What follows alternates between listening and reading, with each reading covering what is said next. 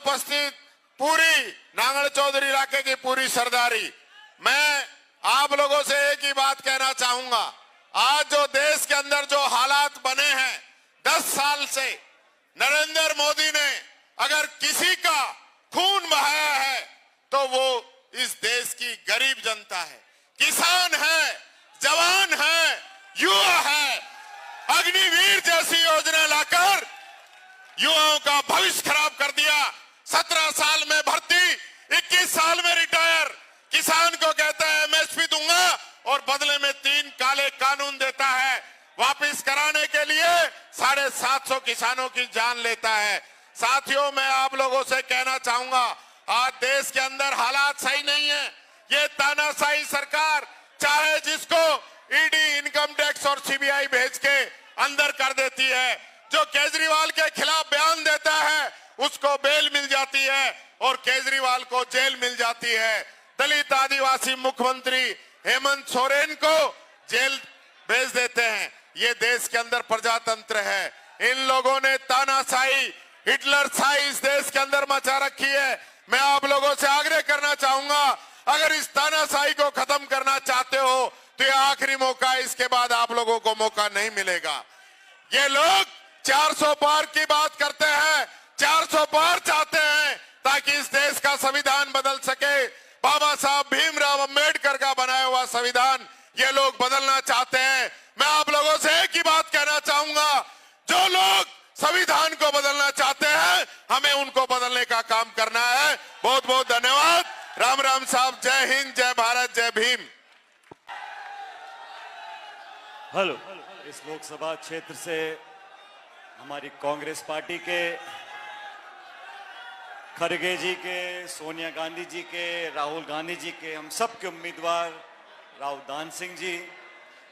और दान सिंह जी की खास बात यह है कि ये हमेशा से नौजवान हैं। 20 साल पहले भी नौजवान थे, आज भी नौजवान हैं।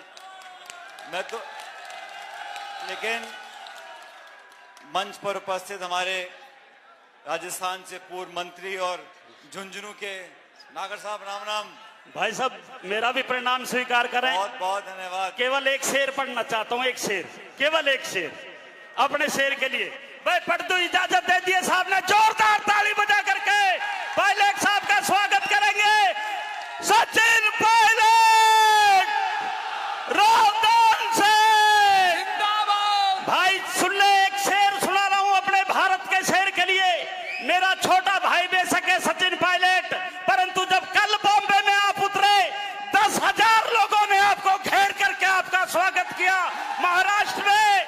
और दान सिंह जी, आपको विश्वास दिला रहा हूं कि मैं 22 तारीख को आ ही रहा हूं। सचिन जी, आपकी तरफ से मैं जा रहा हूं 22 तारीख को, और आपको विश्वास दिलाता हूं कि अपनी हस्ती मिटाने वाले हम ही होंगे, तुम्हें पलकों पर बिठाने वाले हम ही होंगे।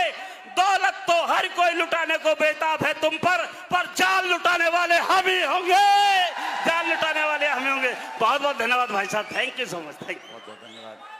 हमारे पूर्व मंत्री और झुंझुनू से भावी सांसद सम्मानीय ओला साहब, हमारे इंद्राज जी,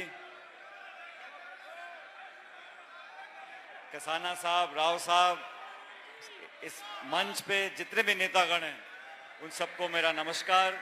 और इस मंच के अलावा जो इस सभा में आप सब लोग मौजूद हो, मेरे बुजुर्गों, किसान भाइयों, नौजवान दोस्तों और प्यारे बच्चों, साथियों, आज की सभा चुनावी सभा है और आपके बीच में मैं अपनी पार्टी के लिए, दान सिंह जी के लिए, कांग्रेस के लिए वोट मांगने आया हूं। पूरे देश में बदलाव का माहौल है। ये चुनाव बदलाव का चुनाव है। मैं केरल में, आंध्र प्रदेश में, मध्य प्रदेश में, छत्तीसगढ़ में, जहां भी मैं गया हूं, उत्तराखंड, उत्तर प्रदेश, हर जगह लोग बदलाव चाहते हैं। 10 साल से बीजेपी की सरकार दिल्ली में है और लगभग 10 साल से हरियाणा में सरकार बीजेपी की है। इन दोनों सरकारों ने मिलकर 10 साल में जो हाल किसानों का किया है, जो हाल नौजवानों का किया है, हमारे सामने है। और इस बार पूरे देश में 4 चरण का चुनाव हो गया। सब लोग समझ गए, पहले 4-5 चरणों में कांग्रेस पार्टी और इंडिया गठबंधन की हमारे सभी उम्मीदवार बहुत आगे निकल गए हैं और बीजेपी पिछड़ रही है। इस बात को सब समझ गए। कांग्रेस पार्टी जो चुनाव लड़ रही है, हमने अपने घोषणा पत्र में 2-4 बड़ी महत्वपूर्ण बातें लिखी। सबसे पहली, इस देश के जो अन्नदाता हैं, जिनके साथ 10 साल से अन्याय हो रहा है, भारतीय जनता पार्टी ने वादा किया था कि किसान की आमदनी दुगनी करेंगे। मैं आपसे पूछना चाहता हूं, आप में से किसी की दुगनी हुई है आमदनी?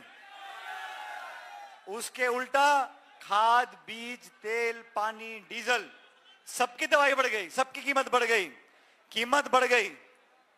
हम लोगों ने वादा किया, जो लोग काले कानून बनाते हैं, सरकार बनाने से पहले महंगाई की, किसान की, भ्रष्टाचार की, काले धन की बात करते हैं, 10 साल का लंबा समय जनता ने दिया। 10 साल दोनों सरकारों ने काम किया, किसानों पर लाठियां चलाई, आंदोलन करा तो गोलियां चलाई, सैकड़ों किसान शहीद हो गए दिल्ली के बॉर्डर पर, वो 3 काले कानूनों के विरोध में। और आज मुझे फख्र है इस बात का, कांग्रेस वो पार्टी है पूरे देश में जिसने पहली बार एक घोषणा करी है कि समर्थन मूल्य पर कानून बनेगा, एमएसपी पे कानून बनेगा, और कोई भी व्यक्ति इस देश में, कोई भी व्यक्ति कालाबाजारी कर कर, जमाखोरी कर कर किसान का शोषण नहीं कर सकेगा। समर्थन मूल्य पर कानून बनेगा, उससे कम कीमत पर देश में कहीं बिक्री नहीं होगी फसल की। ये पहला हमने एक बात रखी अपने मैनिफेस्टो के अंदर। हमने कहा भाई देश में जो गरीब परिवार हैं, हर गरीब परिवार को प्रति वर्ष 1 लाख रुपए की मदद देनी पड़ेगी। महंगाई आसमान छू रही है, गैस का सिलेंडर 1000-1100 रुपए का हो गया, पेट्रोल डीजल 100 रुपए लीटर हो गया। बाजार में कुछ सब्जी लेने जाओ, फल फूल, साग सब्जी, तेल, चीनी, चाय पत्ती, कुछ भी ले लो, आसमान छू रही है। तो देश के सबसे गरीब जो परिवार हैं, प्रत्येक परिवार को 1 लाख रुपए प्रतिवर्ष हम लोग देंगे, ये हमने वादा किया। बीजेपी की सरकार ने 10 सालों में चंद लोगों को देश के तमाम हवाई अड्डे, गोदाम, रेलवे लाइन, खान, बिजली घर सब दे दिए। चंद लोगों के 16 लाख करोड़ का कर्जा माफ कर दिया, 16 लाख करोड़ का। ये चंद लोगों को बनाना चाहते करोड़पति, हम करोड़ों लोगों को बनाना चाहते हैं लखपति। ये कांग्रेस पार्टी ने वादा किया। नरेगा के काम चलते हैं, हमने कहा नरेगा में जो दिहाड़ी मिलती है 200-250 रुपए मिलती है, हमारी सरकार बनेगी तो हम 400 रुपए प्रतिदिन देंगे। वे रोजगार का अधिकार कांग्रेस ने दिया था। आज हम चाहते हैं कि 30 लाख जो खाली पद पड़े हैं भारत सरकार के, उन 30 लाख पदों को हम लोग भरेंगे। महिलाओं के लिए, नौजवानों के लिए, किसानों के लिए हमने घोषणा पत्र में लिखा। और मुझे बड़ा अजीब लगता है, भाजपा के साथी बोलते हैं कि कांग्रेस की सरकार बन गई तो तुम्हारा मंगलसूत्र छीन लेंगे। सुना आप लोगों ने? कहते हैं धर्म के आधार पर आरक्षण होगा। मैं आप लोगों को बताना चाहता हूं, ना तो इस देश के संविधान में लिखा है, ना हमारे मैनिफेस्टो में लिखा है धर्म के नाम पर आरक्षण नहीं होगा। इस देश में जो गरीब होगा, वंचित होगा, पिछड़ा होगा, उसको आरक्षण मिलेगा। ये बैठी सरकार दिल्ली में, मैं इनसे पूछना चाहता हूं, सरकार आप 10 साल से चला रहे हो, हरियाणा में 10 साल बीजेपी की सरकार रही, 9.5 साल मुख्यमंत्री खट्टर साहब थे, उनको आखिर क्यों हटा दिया? अगर इतना बढ़िया काम कर रहे थे तो आखिर के 6 महीने में क्यों हटा दिया? हटा दिया मतलब कुछ गड़बड़ी थी, गड़बड़ी थी तो लोकसभा का टिकट क्यों दिया? ये समझ गए हमारी जमीन खिसक रही है। आने वाला समय नौजवानों का है, किसानों का है, आप लोगों का है, कांग्रेस का है। इसलिए आप लोगों से मैं वोट मांगने आया हूं, आप लोगों से समर्थन मांगने आया हूं। हम लोग चाहते हैं देश में अगर सरकार चले तो किसी की पसंद नापसंद से ना चले, संविधान से चले, संवैधानिक संस्थाओं से चले, और आप सब लोग जागरूक लोग हो। इस देश में दुनिया बोलती है कि भारत का लोकतंत्र बहुत मजबूत है, भारत में जमहूरियत बहुत मजबूत है। क्यों है? क्योंकि 70 साल से जो भी कोई सरकार आई है उसने संस्थाओं को मजबूत किया है। लोग कहते हैं वोट पड़ती है, वोट तो बहुत देशों में पड़ती है, वोट तो रूस में पड़ती है, पाकिस्तान में पड़ती है। वोट डालने का अधिकार लोकतंत्र नहीं है। लोकतंत्र का मतलब है मजबूत विपक्ष हो, मजबूत संस्थाएं हो, मजबूत मीडिया हो, सवाल जवाब हो, संसद में चर्चा हो, जवाबदेही तय हो। ये ऐसे लोग हैं साथियों, इन्होंने चलते चुनाव में, सबसे बड़ी पार्टी कांग्रेस पार्टी विपक्ष की है, चलते चुनाव में कांग्रेस पार्टी के खाते सीज कर दिए बैंक के। चलते चुनाव में 2 मुख्यमंत्रियों को जेल में डाल दिया। 147 सांसदों को एक दिन में निलंबित कर दिया और संसद में कानून पास कराते हैं। आपने देखा चंडीगढ़ में महापौर के चुनाव थे। महापौर के चुनाव में चुनाव अधिकारी बैठ के खुद वोटों को खराब कर रहा है। वो तो कैमरा में पकड़ा गया, तब सुप्रीम कोर्ट ने हस्तक्षेप कर न्याय दिलाया। संस्थाओं को कमजोर करना, विपक्ष को खत्म कर देना, कांग्रेस मुक्त भारत बनाना, इस प्रकार की बातें बोलते हैं। अब जब घबरा गए, पूछो कि महंगाई क्यों बढ़ गई, बेरोजगारी क्यों बढ़ गई, शिक्षित नौजवान बच्चे बच्चियां दर दर भटक रहे हैं, तो क्या जवाब आता है? हिंदू मुसलमान, मंदिर मस्जिद, हिंदुस्तान पाकिस्तान, इसके आगे सुई अटक जाती है। मैं आपसे पूछना चाहता हूं, अब चुनाव को 2 हफ्ते हो गए, कोई भाजपा का नेता, मंत्री, मुख्यमंत्री आके बोला आपके हरियाणा के अंदर, आपके क्षेत्र के अंदर आकर कि मैं महंगाई कम कर दूंगा, मैं बच्चों को रोजगार दे दूंगा? ये वो लोग हैं भावनाओं से खेलकर सिर्फ वोट लेना जानते हैं। आज पूरे हरियाणा में, और एक बात और सुन लो, ये तो लोकसभा के चुनाव हैं, चंद महीने के बाद विधानसभा चुनाव होंगे, और आज मेरी बात नोट करके देख लो, हरियाणा में बनेगी कांग्रेस की सरकार 6 महीने बाद। कोई रोकने वाला नहीं है। और आप सब लोग, ये रहा हमारा राजस्थान, हमारा आपका, सुनो, हमारा आपका रोटी बेटी का रिश्ता है, और राजस्थान और ये क्षेत्र बिल्कुल लगा हुआ है, तो यहां की महक जयपुर तक जाती है। इसलिए आप लोगों से बोल रहा हूं, पहले तो यहां सारी सीट लोकसभा की कांग्रेस पार्टी को जिताओ, 6 महीने के बाद आप यहां पे सरकार कांग्रेस की बनाओ, और 2028 में राजस्थान में कांग्रेस सरकार हम लोग बना के देंगे आप लोगों को। ये जाति, बिरादरी, धर्म, भाषा, इस पर वोट लेना चाहते हैं। हम वोट लेना चाहते हैं, सरकार कांग्रेस की रही हरियाणा के अंदर। 10 साल मनमोहन सिंह जी की सरकार थी, हम लोगों ने क्या कानून बनाए?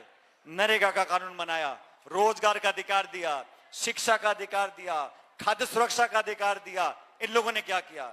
नोटबंदी, जीएसटी, 3 काले कानून, और जब कोरोना चल रहा था तो थाली बजवा रहे थे। ये सिर्फ भाषण देना, और देखो भाई, भाषण में तो कोई कमी नहीं है, ऐसा लचीला भाषण देते हैं, आदमी सुनता रहता है। अब कोई टीवी चैनल खोल लो, वही फोटो, वही फोटो, वही फोटो, अखबार में, टीवी में, झंडे में, बैनर में, पोस्टर में, मोबाइल पे, व्हाट्सएप पे, वही भाषण, वही आश्वासन, वही जुमले। अरे भैया, 10 साल हो गए, 10 साल सरकार में रह लिए, अब कहने 5 साल और दे दो, कि भाई तुम्हें तो चाहिए 15 साल, और जो लड़का जाना चाहता है फौज में, उसे बना दो अग्निवीर, उसे दो 4 साल। ये कहां का न्याय है? ये कहां का न्याय है? हमने कहा सरकार हमारी बन गई तो वापस पुरानी भर्ती खोल देंगे, अग्निवीर को खत्म करेंगे, ताकि लोगों को नौकरियां मिले। इन लोगों का कोई संबंध नहीं, ना किसान से, ना किसानी से, ना फौज की जो भावना को समझते हैं, वोट बटोरने के माहिर हैं। लेकिन जनता ने, और भाई आप भी कमाल के लोग हो, जब देते हो तो बम्पर फाड़ के देते हो। ऐसा दिया, एमएलए, एमपी 1 बार 2 बार लगातार देते रहे। अब थम जाओ, डट जाओ, अब बदलाव का समय आ गया, और बदलाव शुरू करना पड़ेगा लोकसभा चुनाव से। जिस राज्य में गया हूं, मैं कल उड़ीसा में था, उड़ीसा में बहुत लंबे समय से कांग्रेस पार्टी चुनाव नहीं जीतती, वहां पे ऐसा माहौल मैंने देखा। सच बात तो यह है कि जनता आगे आगे, नेता पीछे पीछे हैं। जो भी पार्टी के नेता हैं, जनता की आवाज को महसूस कर रहे हैं। जनता के जहन में आज मुंह से कोई नहीं बोल रहा, लेकिन सबके मन के अंदर यह है कि बटन ऐसा खींच के दबाऊं कि इस बार यहां से राड काट दो इनकी। तो भारतीय जनता पार्टी, और मैंने पूछा दान सिंह जी से, मैंने कहा दान सिंह जी, बाकी कितने लोग चुनाव लड़ रहे हैं? मैं सच बता रहा हूं, मैंने पूछा कौन कौन लोकसभा के उम्मीदवार हैं, तो दान सिंह जी को 2 मिनट सोचना पड़ा कि बाकी कौन कौन चुनाव लड़ रहे हैं। तो कृपया करके अपना वोट बर्बाद मत करना, वोट वहां देना जहां उसकी कीमत हो, और जो जीत रहा हो तो कांग्रेस पार्टी को हाथ का निशान है, बटन दबा के जिताना है। आप लोग वोट देकर जिताओ, कांग्रेस पार्टी जीतकर जाएगी, और आप लोगों के आशीर्वाद से जो बदलाव देश में हो रहा है, 4 जून को मतगणना है। हम भाजपा की तरह नहीं बोलते 200 पार, 300 पार, 400 पार, 500 पार। अरे भाई, जब तुम्हारे 400 पार ही हैं तो चुनाव काहे को करा रहे हो? ये जनता किसी के काबू में नहीं है। 2004 में वाजपेयी जी प्रधानमंत्री थे, इंडिया शाइनिंग बोलते थे, और जब पेटी खुली, जब सरकार बनने का टाइम आया तो कांग्रेस की सरकार बनी है। और 2024 में 20 साल के बाद वही इतिहास दोहराया जाएगा, कांग्रेस इंडिया गठबंधन की सरकार बनेगी। लेकिन इस सरकार के बनने में, इस सरकार के निर्माण में आप सब लोगों की आहुति चाहिए। आप सब कांग्रेस को जिताओगे कि नहीं जिताओगे? अरे मेरे बाद यहां बड़े भाषण देने वाले आएंगे, अलग अलग बीजेपी के मुख्यमंत्री, बीजेपी के बड़े बड़े नेता। तो अरे दादा रुक जा, मैं ये भाषण देके जा रहा हूं बावल, लेकिन मैं अगर मुझे कोई पूछे चंडीगढ़ दिल्ली से कि इस लोकसभा क्षेत्र का परिणाम क्या आएगा, तो मैं बोल सकता हूं कि कांग्रेस जीतेगी नहीं जीतेगी। मैं आवाज नहीं आई। वो पीछे वाले क्या बोल रहे हैं? पीछे वाले सुनो, जात पे ना पात पे वोट पड़ेगी हाथ पे। मेरे साथ जोरदार नारा देना। मैं एक विश्वास दिलाता हूं कि आपका ये पसीना जाया नहीं जाएगा। आने वाली 4 तारीख को ये पसीना रंग लेकर के आएगा। उस दिन आपको इस बात का एहसास होगा कि हमने सचिन पायलट जी के इंतजार में क्यों किया। सम्मानित दोस्तों, भाई सचिन जी एक ऐसे नेता हैं, एक ऐसे परिवार से संबंध है जिसने इस देश को दिशा और दशा देने की बात की। स्वर्गीय राजेश पायलट जी, जो किसान नेता के रूप में प्रख्यात रूप से जाना जाता था। मेरा संबंध तो इस परिवार से सबसे पहले स्वर्गीय राजेश पायलट साहब से हुआ, फिर माता श्री आई, उनसे हुआ, और भाई आज मेरा अपने भाई के साथ भी संबंध है। जब जब मुझे जरूरत रही है, इस भाई ने हमेशा आकर के न केवल पीठ तब दवाई बल्कि हिम्मत और हौसले से मदद की है। मेरे पास शब्द नहीं है जिनसे मैं इनका धन्यवाद कर सकूं, लेकिन आज जो आपका जोश नजर आ रहा है वो इस बात का प्रतीक है कि आपने भी एक भूमिका तैयार कर ली है यहाँ भाजपा को शिकस्त देने की। जो लोग आज नारा लगाते 400 पार, उनका ये नारा वैसा ही साबित होगा जैसे 75 पार का पिछली लोक विधानसभा में हुआ था। और अगर 400 पार की बात करके घमंड करते हैं तो मैं इतना कहना चाहूंगा, मत कर इतना गुमा है भाजपा के हुक्मरां। हमने तो देखा है चढ़ते सूरज को भी ढलते, इनका सूरज ढलने लग रहा है। आपसे कोई चूक नहीं होनी चाहिए। अगर आपसे कोई चूक हुई तो इसका मतलब ये कहा जाएगा कि लम्हों की गलती को सदियों ने भोगा है। लेकिन मुझे पूरा भरोसा है कि आप लोग ऐसा कभी नहीं होने देंगे। इन लोगों ने कोई वर्ग अछूता नहीं छोड़ा जो पीड़ित ना हो, कोई ऐसी क्लास नहीं छोड़ी जो निराश ना हो।